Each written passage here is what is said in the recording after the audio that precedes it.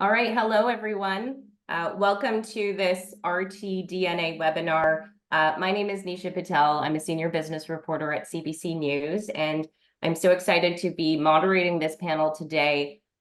Journalism's missing link, whether business skills and a business-oriented mindset are what's absent from journalism and journalism education today. It's shaping up to be another volatile year in the industry. And I think hearing some success stories will offer some optimism on the path forward. We will have a Q&A at the end, so line up your questions, and if you send them through the chat, we'll look at them towards the end of the conversation. Please remain on mute while we have sort of the bulk of the discussion. That would be great. I'm joined by an all-star lineup here. So excited to introduce Emma Gilchrist, who is the co-founder and editor-in-chief of the Narwhal. Jordan Timm, managing editor of The Logic, and Meg Wilcox, associate professor in journalism and digital media at Mount Royal University. And I think everyone is across the country right now, so nice to be all together in this place. Emma, I wanted to start with you. The Narwhal, a nonprofit online magazine, just won the Michener Award. Congratulations on that. Tell us how the Narwhal came to be and what prompted you to take that leap. Yeah, thank you so much. It's really fun to be here to talk about this topic today. It's for one of my favorites. So we got started at the Narwhal because we saw a huge void in the Canadian media landscape for in-depth and investigative coverage of the natural world and coverage of environmental issues and climate change issues that wasn't unnecessarily polarizing or oversimplifying the issues. We really wanted to bring complexity to them and represent, all sorts of different people with relationships to the natural world, whether those be Indigenous peoples or resource workers or fishermen and everything in between. About 6 years ago now is when we launched as the Narwhal. And it's really just exceeded our wildest expectations ever since in terms of how many people are willing to voluntarily give us their money. So we have almost 6,500 members now, and a member at the Narwhal means that you give whatever you can afford each month or each year. On average, people give around $160 a year. And those members are now giving over $1 million a year. And then we also fund ourselves through foundation grants, and we were lucky to become one of Canada's first registered journalism organizations, which means we can issue tax receipts and accept those grants. I think at the end of the day, you need to be able to find an audience for your work. You need to be able to identify like a gap, a true void in the market, and then fill it. And I think that's where there's a lot of similarities. Although we have different business models, there's a lot of similarities between the Narwhal and the Logic in terms of identifying a gap and then being really focused in how you fill it. That's a great segue, Emma. I did want to turn to Jordan next. You were in legacy print before the Logic, which is also, I think, only about 6 years old, right? But already a leader in business news. Take us through your journey and what drew you to the Logic. We turned 6 1 week ago today. Yeah. Happy birthday. Oh, thank you. I wasn't there for year 1. The Logic was founded by David Skok, who also came up through broadcast and then worked for some big newspapers, helping them reinvent themselves for the digital age. I did come up through Canadian magazines and newspapers in 2019 when I was thinking about what my next move would be. When I was looking at leaving the National Post, I knew that I wanted to work for a digital startup that was trying to solve the problem of the journalism business model. And I had some exploratory conversations with a few startups. The Logic was the one that I focused on pretty immediately because it was Canadian, because I believed in the mission of building something Canadian, building a market for Canadian journalism, doing journalism that has value, and helping convince Canadians that journalism is worth paying for. And Meg, you're making your mark as an educator, but also as an author with a book about the New Journalist's Guide to Freelancing. So how did that come to be, and how do you balance that with your work as a prof? Yeah, the book came out of the experience of graduating around 2010 when I came out of my master's, where there was a lot of change and a lot of movement in the industry. And I actually had a paid internship after grad with the CBC. But interviewing, different people, asking about potential jobs after the internship, you start to realize they would often say, there's a lot of work, but there's no jobs. And there were about to be, I think, 3 rounds of cuts in a row, and job cuts at that time at the SABEW, if I recall. And so I kind of knew I was going to have to look at freelancing and figure out how I was going to stay in journalism if I wanted to work in it. And so I went back to my profs and some of my other mentors, and I found that they could give me a bit of advice on freelancing, but almost all of them came up to it through having already worked at an outlet, like spending 10 years somewhere, getting their training, making their networks and connections, and then going and doing a bit of freelancing and however they did it. And it wasn't really directly applicable to someone who, like, I'm still starting out, I'm still figuring out my networks and how I wanted to go about it. So for a very long time, I was like, as I was figuring it out, I was like, why is there not a book for this? Like, why is there not a guide or support? There are more supports now, absolutely. But part of it was also, when you're freelancing, you don't have time to write a book. So part of moving into actually working full time in education now, as well as some other side work, gave me the chance to actually sit down and say, how would we look at this? What do I know from freelancing? How can I interview other freelancers? I interviewed more than 30 freelancers across Canada and the States to create a resource that, is for someone who is starting out, may not have those networks, may be new to media as well, and start thinking about stuff they should be thinking about in entering freelancing. So, when we talk about the traditional model, it used to kind of be to create stories, sell ads, and then kind of deliver it as one package. And Jordan, the logic relies on paid subscribers, but you also just got a VC investment of $4 million. So how confident are you about that formula for growth? About the subscription formula for growth? Mm-hmm. Yeah, I mean, we're confident because it makes journalism the star, right? The quality of your journalism is ultimately the only thing that you have to offer readers. So it sets your priority. It aligns your priorities in the right way. You set a relentless focus on the needs of the reader, and every day doing something of value. And you build a business around that. The investment that we announced this month was led by the venture arm of the Financial Times. And I don't think there is a better example in the world of a contemporary news organization that has managed to build a business, a thriving, successful business around putting journalism first, world-class journalism. So we're really excited to work with them. We don't run display ads on our website currently. Our business model is effectively a tripod. We do sell individual subscriptions. So if any of you out there would like to subscribe, there's a fabulous deal on right now, $12 for a year of The Logic. You can't beat it, folks. But we also sell group and corporate subscriptions, and we work with partners and sponsors on events, which is another growing part of our business. So 3 revenue streams that complement each other and that have let us grow. Emma, the Narwhal decided to go the nonprofit route. How did you debate that business model, and what are the challenges you faced around that? Yeah, so I mean, at the time, we kind of looked around at the other, news outlets trying to make a go as like independent online news outlets, and a lot of them were operating kind of like nonprofits without any of the benefits of being nonprofits. They weren't actually making any money. So I sort of took a look at that and we made a gamble. But also I think an important part of the story is that, so I started out in traditional journalism. I went to Mount Royal, started in traditional journalism at the Calgary Sun and the Calgary Herald, where I was an environment reporter, and then actually left journalism for 4 or 5 years and worked in the nonprofit sector.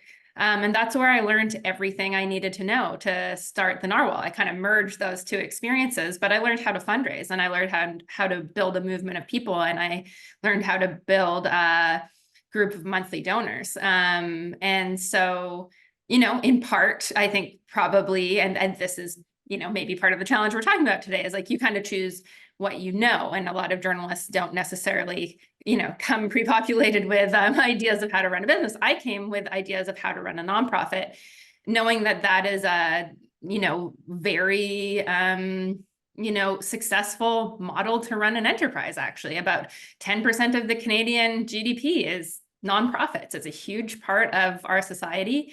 And so I looked at what was happening around the world.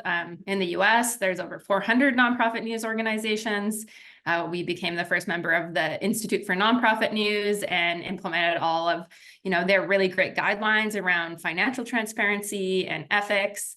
And, we moved forward with that model, despite the fact there wasn't really a huge advantage to doing so in 2018, because there was no ability to issue tax receipts at that time. So we made the gamble that, with a hope and a prayer that maybe the federal government would cotton on and create a way for, charitable receipts for journalism in Canada. And then thankfully that happened a couple of years later.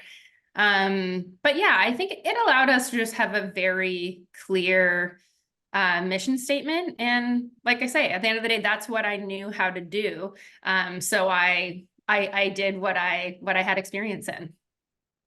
Meg, do you think that there's another model out there that works or that we haven't talked about? I was going to say, I think that's ultimately better questions for Emma and Jordan, but I think we're continuing to push what those models can look like, right? And I think whether it's news entrepreneurship, whether it's starting an outlet or choosing to work independently, like they're very different ways of approaching it.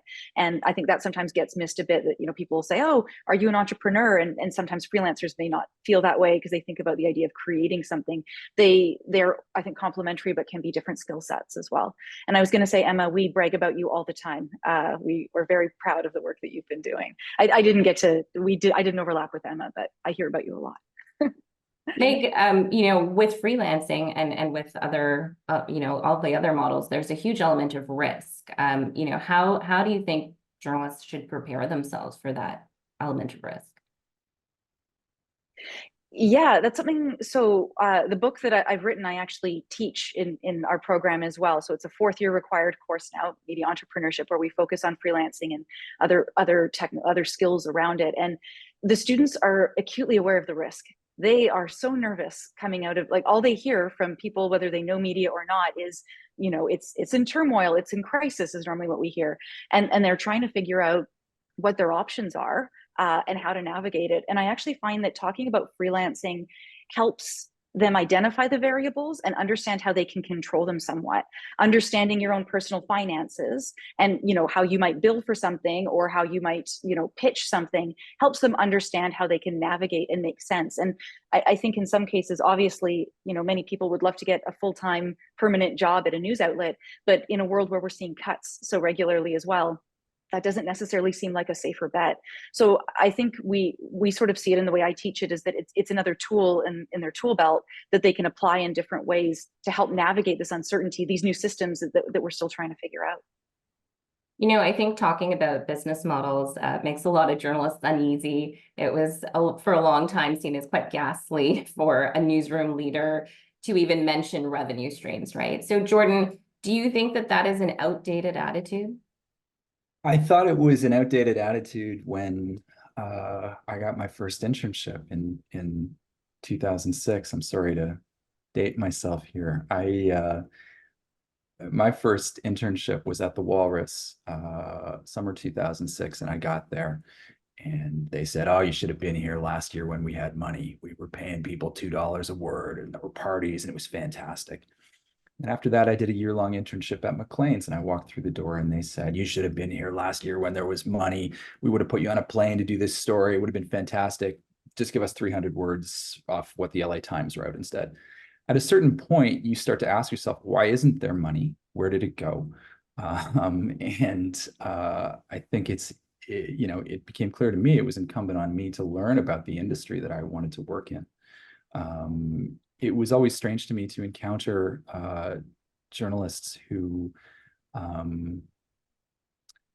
I would say respectfully misinterpreted the classic church and state division between the newsroom and the business operations of a news enterprise. You don't need to compromise yourself, and you won't if you're smart about it, but that doesn't mean that you should adopt a posture of sort of divine ignorance about how the business works. I've never understood it, and as the years have worn on, I'm grateful that I started asking awkward questions about it early in my career. Emma, would you agree with that? Like, if we think of journalism as a business, does that corrupt the mission in any way?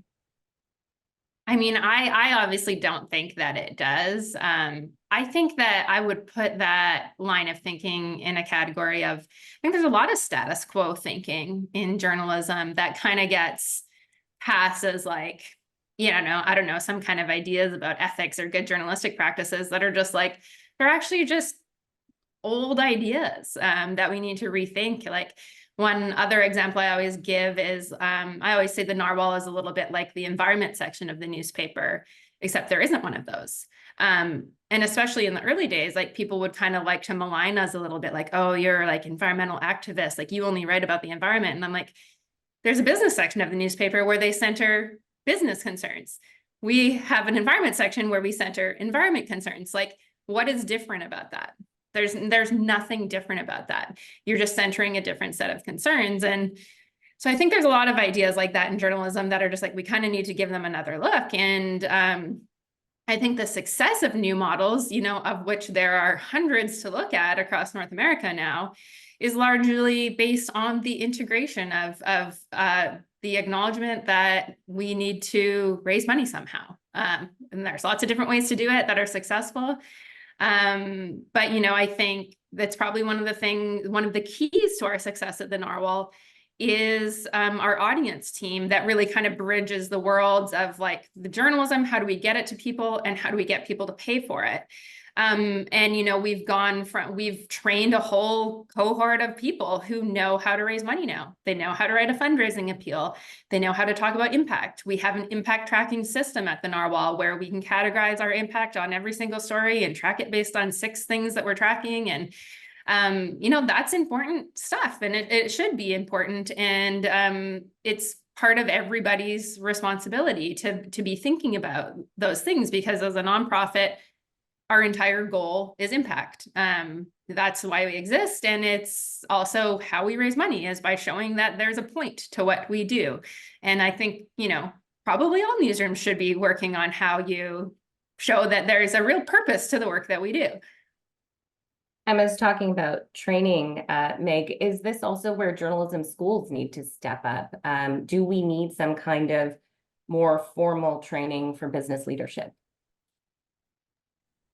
It's a tricky question, because I think about, even in our 4-year degree, we will maybe get our students for, I want to say, maybe 5 classes a year just on journalism specifically. That's a semester, that's 13 weeks a class. There's only so much we can teach over a certain amount of time. And I think that's often where maybe it was avoided in journalism schools, partially journalists who maybe weren't on the business side anyways or thinking about it.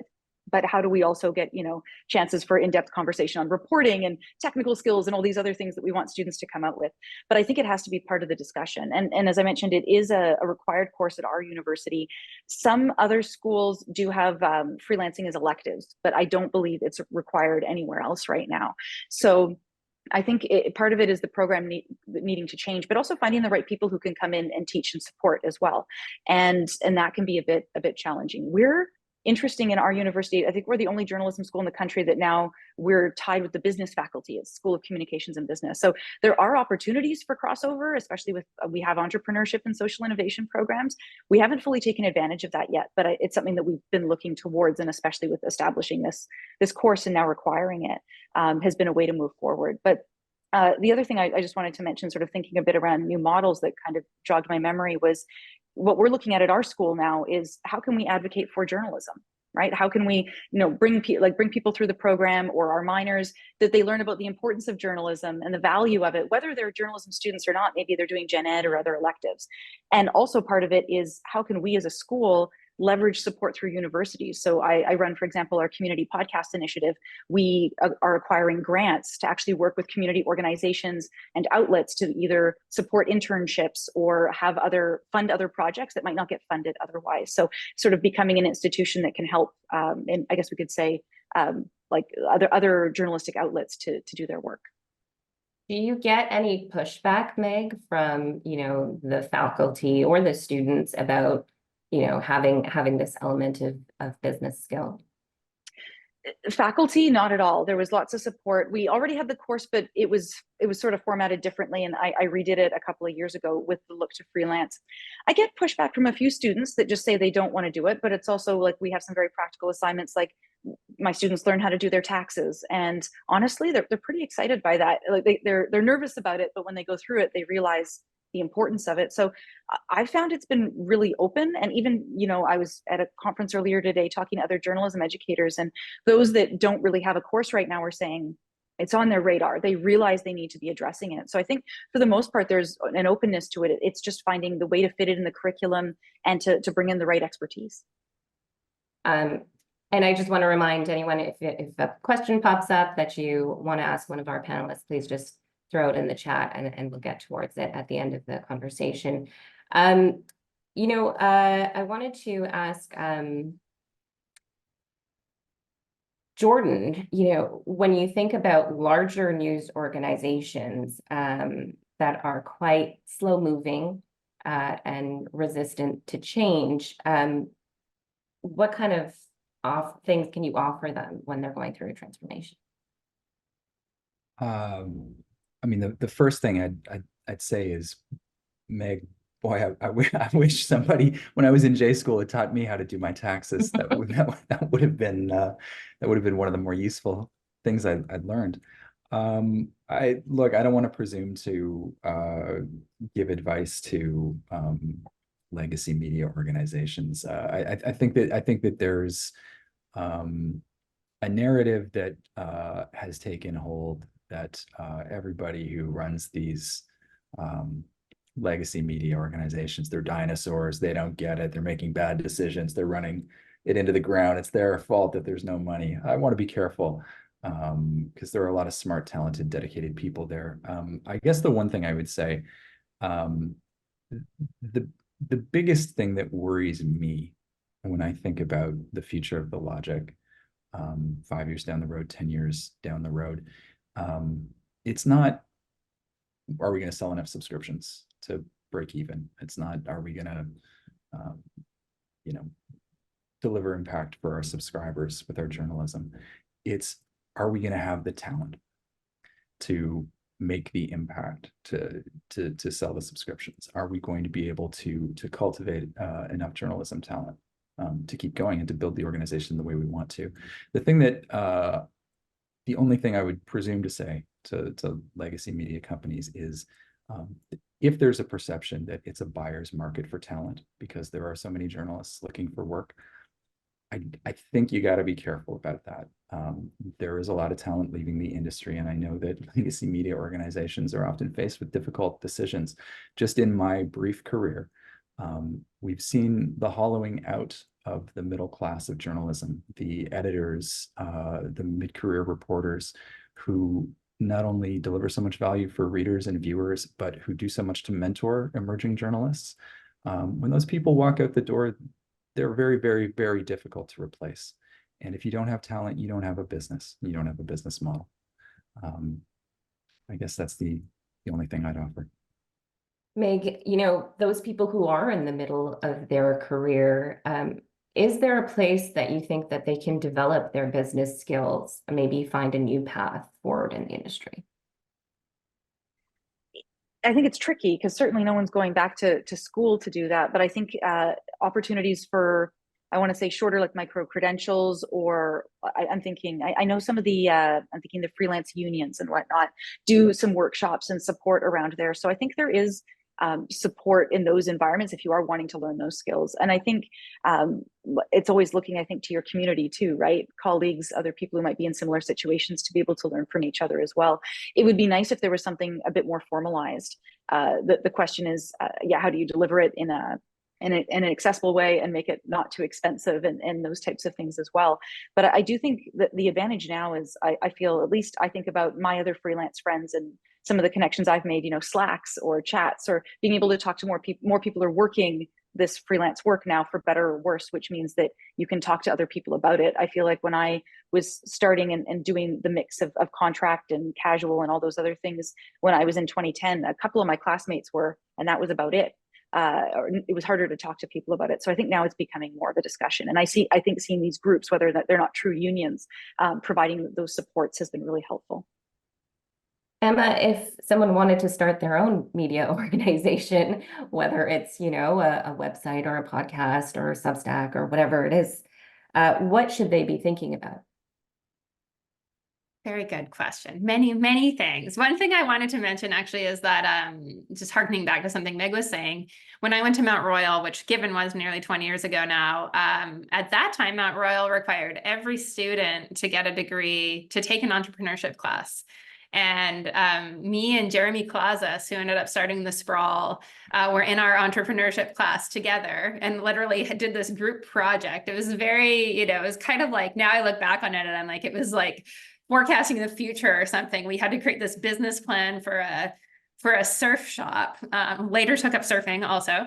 And like, I think it is hard to underestimate how much kind of planting, those seeds might have kind of done, like 10 years later, we both end up starting our own things. And so yeah, there's that piece. But in terms of what people should be thinking about now, I think, I don't know, I'm a big fan of like kind of the school of life, if you will. Like, I would say, like, if your trajectory isn't taking you straight into like, a full-time journalism job or, a path in journalism where you can make enough money initially, like, don't completely despair. I despaired for a while when I left journalism, and I ended up learning all the skills I needed to bring back to journalism to do something new and different. And I think, whether you might be on a path where you're working in a coffee shop or taking a diversion into business or taking a diversion into the nonprofit sector,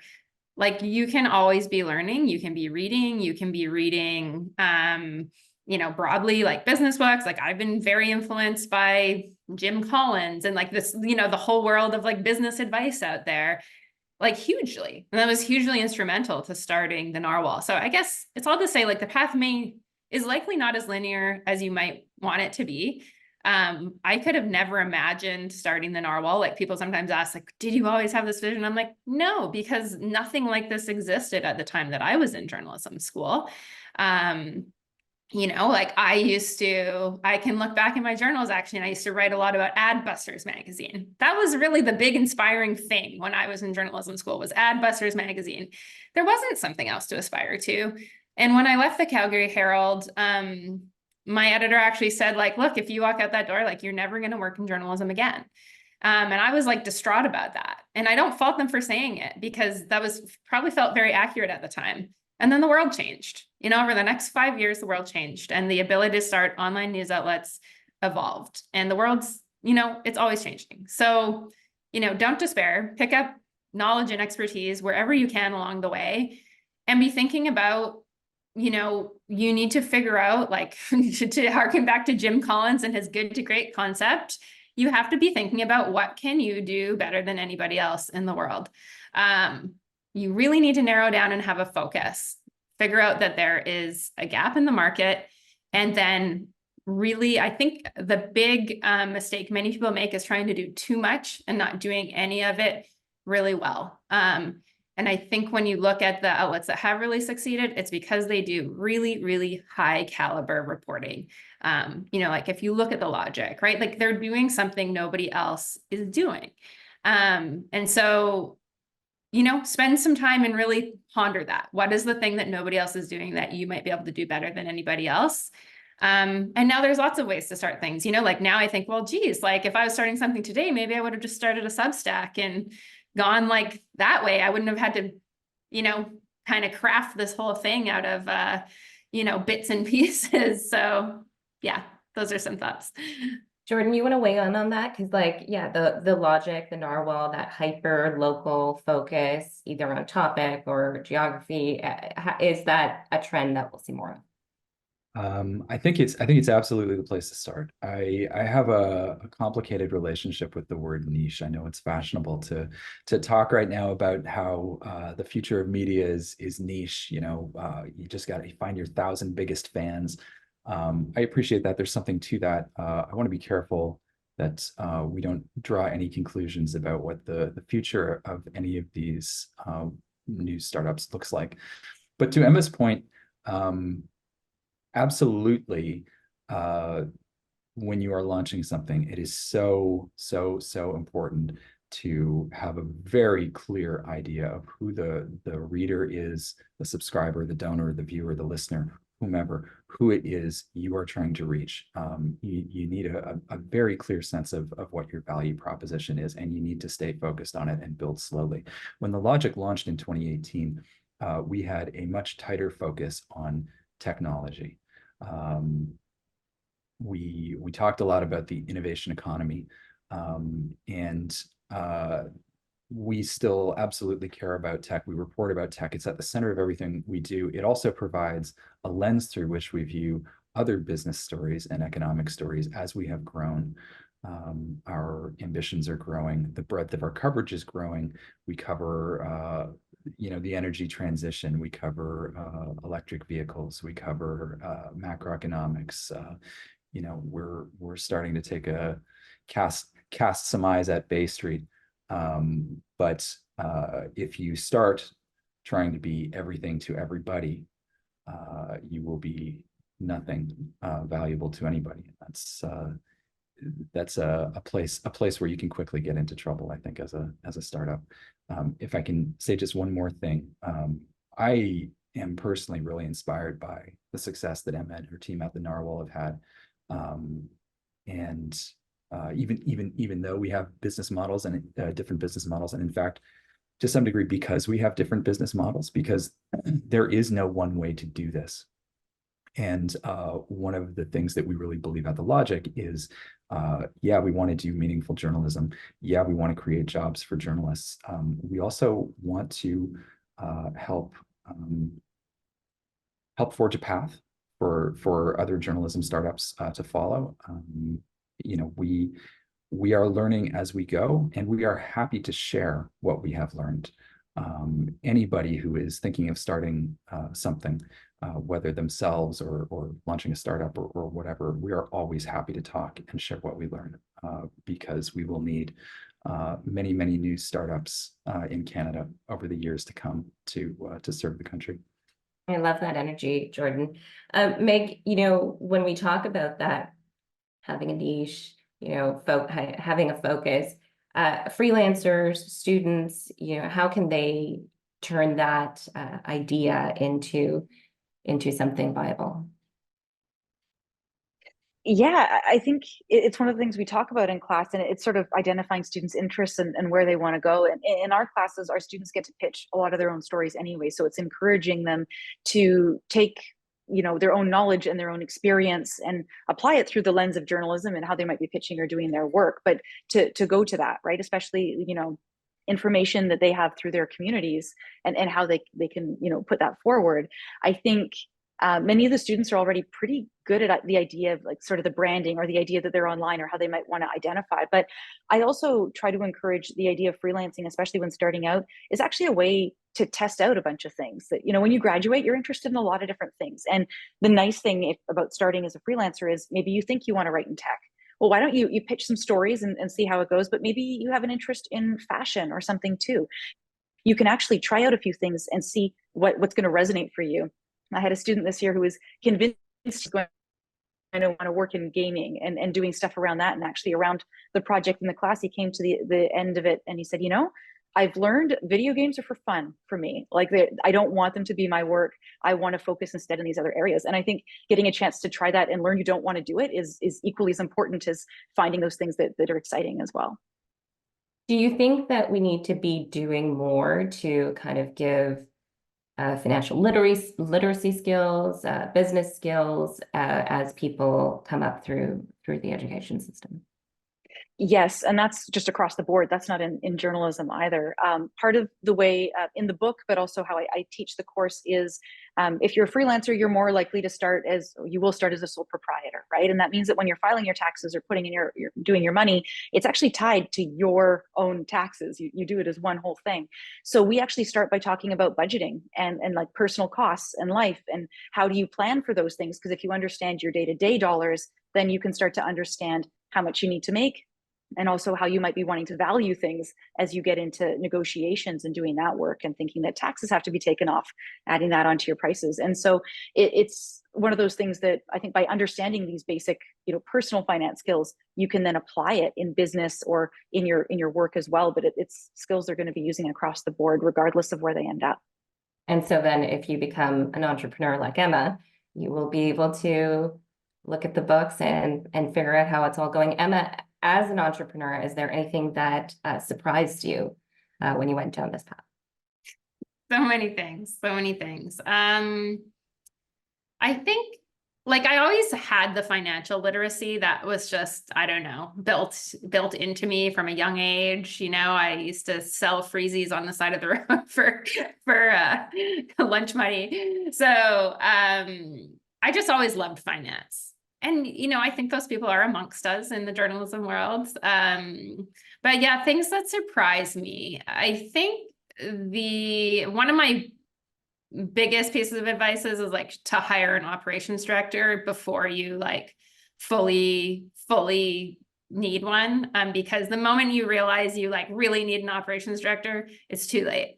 And then you spend the next, 3 years chasing your tail trying to catch up. So, that person is somebody who's going to deal with just the minutia and also HR issues, policies, all of that.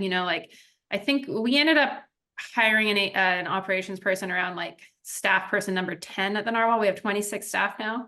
And, until then, I've kind of de facto been operations director on and off for the entire 6 years. And that it's really not fun. And it's just a lot to be spread between managing the internal workings of your organization and the external facing stuff. And it's just a super important role. And at the end of the day, creating really good jobs and attracting talent, as Jordan was talking about, is just as important as anything else that we do. And it's a whole job. So that's one thing I learned. I think just looking at the question that Owen dropped in the chat, about kind of trying to convince people to pay for news. That's another sort of, I guess, I think key lesson is the way to convince people to pay for news is to put something specific in front of them that they value. So it's step away from kind of the theoretical idea of how do we convince people to pay for news? And you have to find ways to connect with people's hearts and minds. And, that's through the quality of the content and also, well-timed appeals, whether that's for a subscription or for membership. And I think, yeah, you learn all along the way every time you do an appeal. I think this is one of the things I love the most about fundraising. It's one of the most data-driven parts, I think, of any business, right? Is you see the results every time. Did that work? Did that not work? If you talk about, this angle, does that work better than this angle? I think testing, having a really data-driven mindset, we do a ton of A/B testing on the Narwhal. Any pop-up or something that you're seeing on our website has been tested out the wazoo to increase the conversion on that. Any subject line you get has been tested, always testing and learning so that you can improve. And yeah, we're getting some questions, so feel free to throw them in. But Jordan, you're nodding your head, so I want you to jump in there and talk about that convincing people to pay for news. Well, I think Emma nailed it. I don't have any big picture industry-wide solutions for that problem. If I did, maybe I'd be heritage minister. I think what we can do as journalists is focus on doing work that has value for our audiences, listening to our audiences, understanding what they want and what they need, what they value, investing in it, and believing that it does have value, and having the courage to charge them for it or ask them to support it. It's making a market, right? Whether it is for philanthropy to support journalism, or whether it's for the cruder transactional subscription driven stuff that we do. It's making a market. All of us at News Startups are busy making the case to Canadians that journalism has value and it is worth you paying for. And the more people who are paying for journalism, whether it's by supporting the Narwhal or subscribing to the Logic or paying for a Substack or whatever, the more people who are paying for journalism, the more people are paying for journalism, and there are more of them every week. And so, there is still a demand for talent, Meg. Do freelancers have any kind of leverage in that environment? I think some probably do, and others don't. I think it goes back a bit to what Jordan was saying. I don't know. I feel like I talk to outlets, and it's not all outlets for sure, but a bit of an attitude of, well, there's a new crop of grads every year. And I think our students absorb that. They think they're replaceable. They sometimes don't value their skills. We have to spend a lot of time talking about what they can do that other grads can't, and how they can leverage those skills. And I think outlets of all size need to think about how they're compensating their like not just staff, but like their freelancers as well. And I think the model in the past of you're paid by the word or you're paid by the minute, especially as we're now seeing trends of many outlets wanting to outsource their investigative or original journalism, like that's work that takes a lot of extra time to get those valuable words in those pieces, right? And so I think there needs to be seriously looking at how freelancers are supported, especially if they're wanting like big, large scale, really valuable work coming from people that they're not supporting as staff. And that comes down to liability and publishing and a lot of those other things that was hearing a lot from other freelancers as I was interviewing and sort of working on the book. So I think in some ways there is leverage, but it's once you have a bit of an experience and people realize that you're good, hopefully then there's a chance to leverage it a bit more. But I think for many of my students coming into the field, they wonder if they do. And I think they can, but again, it's a bit about marketing and positioning themselves. And if they're in a position to hold out for those better offers too, right? That's always a challenge. And I'll put this one out to all three of you, whoever wants to answer. Is the federal court ruling on Blacklock's password sharing having people rethink their business models, or is it pretty specific just to their operation? Anyone want to jump in there? It's a great question. I haven't read the ruling. I've always had the sense that what Blacklock's does is pretty specific to Blacklock's.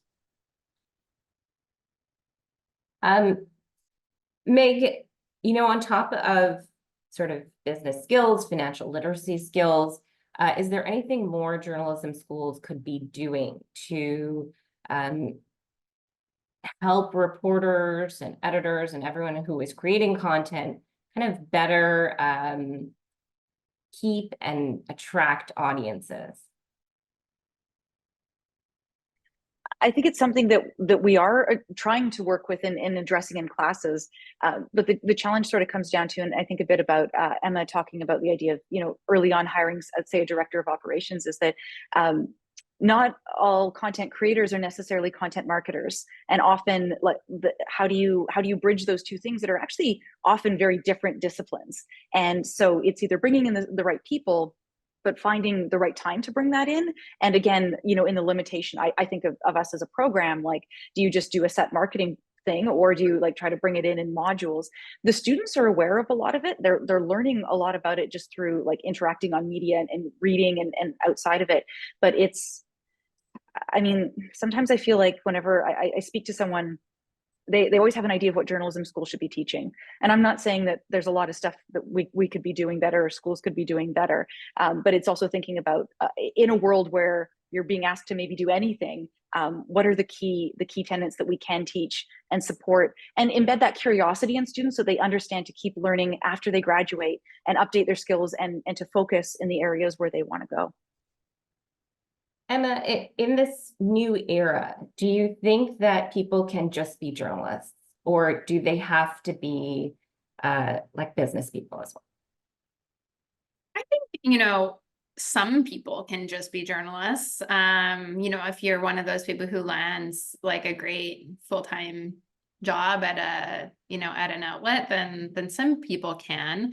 But, even then, I think most journalists are expected to kind of promote and market their work these days to a certain extent and build their own kind of following and stuff like that. So I think increasingly that's needed. Like, I think it's really important to be like, if you are looking at starting your own thing, strategic and pragmatic about the skill sets you have and the other skill sets that you would need to have. So, at the Narwhal, like I have a co-founder, for instance, and we're like incredibly different and yet have complementary skill sets. So, not everybody needs to have that mind for a spreadsheet or the, raising the money or whatever. That's always been kind of my skill set. And Carol Linnett, my co-founder, brought a lot of the kind of visual design eye that you see on the Narwhal and appreciation for beauty and imagery and photojournalism and all of that. And so, the Narwhal is kind of a product of our personalities and our skills, but also everybody else is now on our amazing team. And so, yeah, I think just thinking strategically about that is good. And so not everybody, needs to have that business skill set, but I think everybody would benefit from having it to a certain extent. Jordan, what do you think is the most or the few most important skills for journalists today? I mean, yeah, I don't know if it's fair to expect every journalist to be an entrepreneur, but I think it's increasingly fair to say that every journalist needs to be entrepreneurial, which can mean simply thinking more about the industry, how it's changing, and your place in it. Not from a place of despair, but genuine curiosity. Apply the same journalistic skills that you use to cover cops, courts, city hall to your own industry. I mean, geez, there are terrific lessons to be learned from looking around at what's happening in this country, what's happening in other countries. There are terrific outlets that cover the business of journalism, like Press Gazette in the UK. There are fascinating books coming out all the time. Adam Nagorny's book about the New York Times is very instructive about the business models that the New York Times has developed, not just about the journalism it's done. Ben Smith's book Traffic is a useful reminder to anybody who was thinking they were going to build the journalism business on the back of a tech platform in the 2020s, that it's been tried before and it hasn't worked. A little bit of curiosity about the industry in which you work can take you a long way without necessarily needing to hang out your own shingle and register as a corporation. Meg, I think we have quite a few recent grads, J school students on here. What advice would you give to someone who's looking to establish themselves in the industry? I think one of the first things is to sit down and take a bit of time and have a coffee or a drink and think about, what do you want to do? Are there certain mediums you want to work in? Are there certain topics you want to discuss? Are there certain people you want to work with? A certain area of the country you maybe want to be in? What are your goals as a journalist, but also maybe where you want to live or lifestyle, and thinking a bit about that. And what are the immediate opportunities that interest you? I think in that question, it mentioned, balancing freelancing and full-time work or internships. I think, do you feel more comfortable with the idea of full-time work or internships? Can you apply? And is that something you can get? Great. Maybe you don't need to freelance right now. Many of my students, when they come into the class and then they leave at the end, they say, I always thought freelancing was an option that you did if you couldn't get a full-time job. And now, look, normally by the end, they tell me they don't believe that anymore. So I think that's important too, that if it is what you sort of get put into by your choice or not, that it's a viable one. It could be a long-term one. But I also think with the way the industry is going, you don't have to commit to one way of doing things. I think of just how Jordan and Emma are saying, like, there's no one set model for new outlets that are starting. There's no one set model for how you design your journalism career or your media career. And you might find it sometimes you're working freelance, and other times maybe a really great opportunity comes up and you decide to do a long-term contract or take a job. Maybe you keep the freelance on the side or you let it die. Your skills are never going to go away. But how you choose to apply them is your choice. And there isn't just one successful way of doing it. I think is one of the things I always try to remind my students. I think they sometimes feel that they have to live up to whatever their profs are talking about or what they think is an ideal journalist. And I don't think that exists anymore. That you know, whoever you want to be or what you want to do is something you can do. Jordan or Emma, I'm curious whether either of you feel like things are still precarious, or if you are pretty solid looking towards the next couple of years. You mean at like our startups, or your startups, our lives, our us as people? Your startups. Emma, you want to go? Sure. Thank you for clarifying the focus there. That's complicated. Yeah, at the Narwhal, I mean, you never want to be overconfident. But we have very diverse sources of revenue. That's sort of part of the beauty of a model where your, you know, largest source of funding is your audience, is, you know, you've diversified by like 6, 7, 10,000, however many thousands of people you have supporting you, right? And then on top of that, I believe we have around like 20 different foundations supporting us. So a lot of things would have to simultaneously go wrong. And a lot of things have already simultaneously gone wrong. If you look at the death of Facebook traffic and, you know, some of the events of the last year, and yet we seem to keep overcoming them. I always hold on to, I think this is probably a hallmark of entrepreneurial behavior, of like, you always have some anxiety of like, you know, how will we overcome the next thing? But you know, I try to remind myself that the track record thus far has been pretty good. You know, back in 2019, over 50% of our traffic at the Narwhal came from Facebook. And now 0% of our traffic comes from Facebook. And somehow we're still managing to thrive and attract traffic from other places. That would be where my primary source of worry is, though, is the audience piece. Is how do we reach audiences on the internet today, with the amount of control that tech platforms have over that. And I think that's, you know, to a certain extent, it's an especially challenging thing for online news outlets and newer outlets, right? Like, we're not the Globe and Mail. People aren't just, or CBC, people aren't just, you know, scrolling by the Narwhal homepage every day. I mean, some people are, but it's a small group, right? We have to put ourselves in front of them, whether that's on Google Discover or Apple News, or wherever you manage to reach people today. And that is the biggest challenge, probably, is continually finding how to put yourself in front of audiences when we don't have that much control over some of those factors. Yeah. Similar questions, I think, at the Logic. We're very optimistic about the future.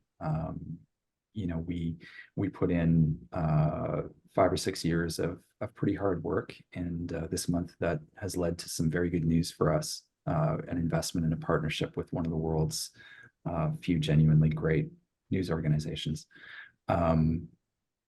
You know, we are still a money-burning startup. So nobody's driving a sports car yet. We have a lot of work to do to you know, build this business to sustainability, and to put ourselves in a position to do more meaningful journalism for Canadians. I'm optimistic that we will do it. There's a certain amount of risk that you accept when you work for a new startup. Even even news startups as august as the Narwhal and the Logic, right? And it feels like every day there's a new potential issue.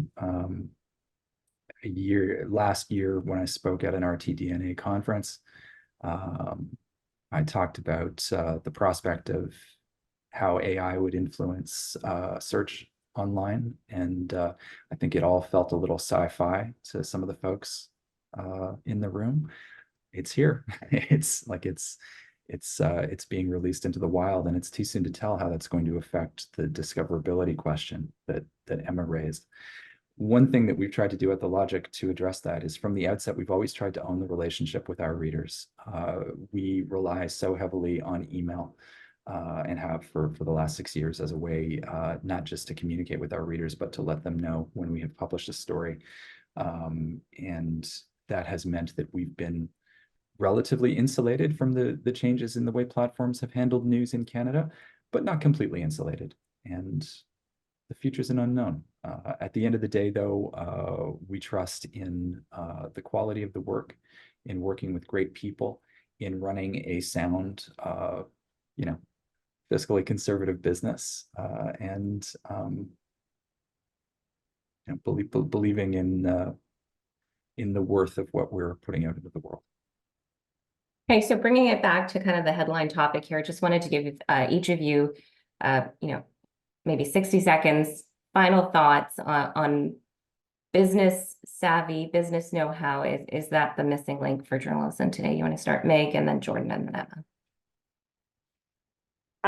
I think, it's something that people have to be thinking of, whether it's an area of specialty they want to do or not. I think like that idea of having to be entrepreneurial, not necessarily entrepreneurs, or starting something big. The one thing I noticed, at least while working on the book and interviewing other freelancers, because I had an idea of how I wanted it to come together, was that everyone I interviewed pointed out the exact same pain points working in freelance, and it was networking and finding your opportunities, pricing and negotiation, how you balance your work that you're trying to get versus the work you need to get done. And the other one that came out was managing your career and planning growth. When you don't have obvious promotions or pay increases, how do you decide what that is and sort of guide that yourself, especially if you feel like you're locked into certain work? And everyone solved or worked towards those problems, or answering them in different ways. So that's what I think is unique too, is that while we all have the same challenges, there's so many different ways that it can be solved. And so by understanding some of these core skills and how you might want to move in this changing media sphere, that's where you're more likely to have success. Yeah, to extend that point, one of the things that makes me optimistic that we're going to figure this thing out is that I think there is a growing sense of community among Canadian news startups, especially some of us who have been through the wars a little bit now. And I hope that there is a lot of, I hope we're talking to each other. I hope we're sharing information. Of course, it's a competitive business, but we're figuring this out together. And I would extend that beyond, people running news startups to, people who are in the industry working at legacy media outlets, journalism students or recent grads, people who are freelancing. Let's talk. Nobody in this industry, everybody in this industry should welcome, I believe, an email from somebody, whether they are a student or somebody mid-career trying to figure out what they're going to do, or whomever. Slide into the DMs, folks, email us, let's talk, let's get a coffee, let's figure this out together. And just as Carol and Emma's skills complement each other so neatly at the Narwhal, hopefully our skills as a community can complement each other. So we're here, please be in touch. Yeah, I would pick up on kind of the same vibe. I was going to say, find a mentor, find somebody you can talk to. It doesn't need to be an official mentorship, but go ask for a coffee, ask for a chat. People ask for those quite frequently, and we always aim to match them up with somebody good to chat with at the Narwhal. And yeah, I also just wanted to answer this question from Jackie in the chat around video and video strategy. video has always been a part of our strategy from the beginning. In fact, video is how we built our following in the first place. Carol and I personally used to make a lot of silly videos with like baby goats and while talking about BC politics. It was a lot of fun. And then we kind of veered away from video. And now we're really looking at how do we kind of get back to it, both on like TikTok and YouTube, just in the vein of like, yeah, discoverability. How do you find an audience? How do you get in front of people? So yeah, it is something that we're continuing to think about and we want to get back to doing more of. We've made a few like video documentaries over the year, but we want to, you know, get to doing the kind of pithy short form video. And you know, in just a classic case of like the world changes all the time and you never know what's going to happen. Now it's like we need to go back to doing the kind of video we were doing like 7 years ago and like bring the baby goats back. You need a Vine strategy, Emma. Clearly. This has been a great conversation. For anyone who is interested in Meg's book about freelancing, she's very kindly offered a discount. We'll put that back in the chat for anyone who wants to pick that up. But thank you all so much for your time today. It was really interesting, and have a great afternoon.